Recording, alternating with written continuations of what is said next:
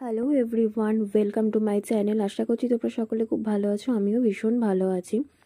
তবে যেদিনকার ভিডিওটা আমি তোমাদের সাথে আজ শেয়ার করছি, আমার মুখ চোখ দেখে হয়তো তোমাদের মনে হচ্ছে আমি ভীষণ আনন্দে আছি। অ্যাকচুয়ালি ছিলাম না।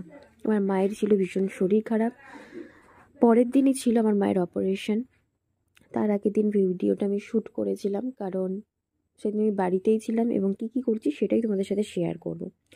ফার্স্টে ঘুম থেকে উঠে একটু ফ্রেশ হয়ে আমি আলুর তরকারি করে নিই। দেন মাকে খেতে দিই মুড়ি আলুর তরকারি।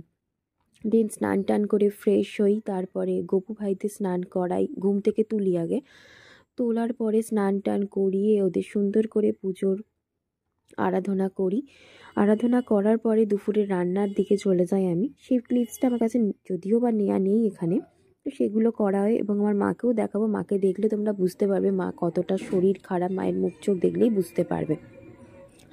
তবুও আমি একটা কারণেই স্ট্রং ছিলাম, হাসি হাসি মুখ করে থাকছিলাম, যাতে আমার মা আমাকে দেখে অ্যাটলিস্ট ভাবে না সব ঠিক আছে, কোনো অসুবিধা নেই, সব কিছু ঠিক আছে। কারণ মায়ের স্টোন অপারেশন হয়েছে, তো মা বড্ড বেশিই ভয় পাচ্ছিল। সেই কারণেই মাকে স্ট্রং রাখার জন্য আমার এই মুখটা তোমরা দেখতে পাচ্ছিলে। অ্যাকচুয়ালি আমিও ভিতরে ভিতরে টেনশনই করছিলাম।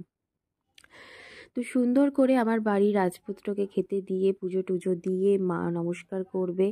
তারপরে দুপুরবেলার খাওয়া দাওয়া করে আমরা দুজনে মিলে একটুখানি আড্ডা মারছিলাম, কারণ পরের দিনকেই মা অ্যাডমিট হওয়ার কথা ছিল এবং মা অ্যাডমিটও হয়েছিল।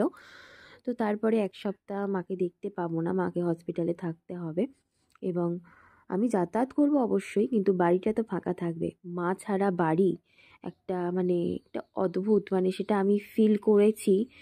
কি দিন কেটেছে আমার, আমি সেটা তোমাদের বলে বোঝাতে পারবো না। একটা দিন থাকা আর এক সপ্তাহ, একটা দিন না থাকলে কীরকম একটা অস্বস্তি হয়, সেখানে একটা সপ্তাহ বিশাল কিছু আমি এতটাই কষ্ট হচ্ছিল, আমি কাউকে বোঝাতে পারছিলাম না। তো যাই হোক, যাদের মা নেই বা মাকে ছাড়া হোস্টেলে যেখানে সে একা থাকো, তারাই বোধহয় এই ফিলটা পাবে। দেখো, মাকে দেখে বুঝতেই পারছো মায়ের শরীরটা ভীষণই খারাপ। তো মা আমার গপু ভাইদের নমস্কার করে নিল। ওদের নমস্কার করার পরে আমি মায়ের সাথে একটু বসে টাইম স্পেন্ড করছিলাম। আমি এখনও যখন বলছি কথাগুলো, ভিডিওটা এডিট করার সময় আমি এখনও সেম ইমোশনাল হয়ে যাচ্ছি, কারণ সেই সপ্তাহটা আমি জাস্ট কি বলবো, ওরকম যেন কখনো না হয়। মাকে ছেড়ে থাকা, বাবা মাকে ছেড়ে থাকা, সেটা যে কি যন্ত্রণাদায়ক, সিরিয়াসলি আই ডোন্ট নো, কাউকে আমি বলে বোঝাতে পারবো না। এটা যাদের হয় তারাই ফিল করতে পারবে। তারপরে আমি একটু নিজের মতো বাইরে চলে যাই।